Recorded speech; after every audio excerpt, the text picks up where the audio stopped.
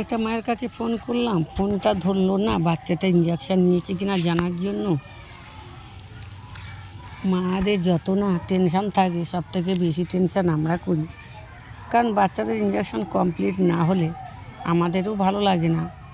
ইঞ্জেকশানগুলো complete হয়ে থাকলে বাচ্চাদের খুব একটা অসুখ বিসুখ হবে না, রোগ প্রতিরোধ ক্ষমতা বেড়ে যাবে ইঞ্জেকশানগুলো নেওয়া থাকলে। সেই জন্য মাটাকে ফোন করছি, মাটা ফোন ধরছেই না।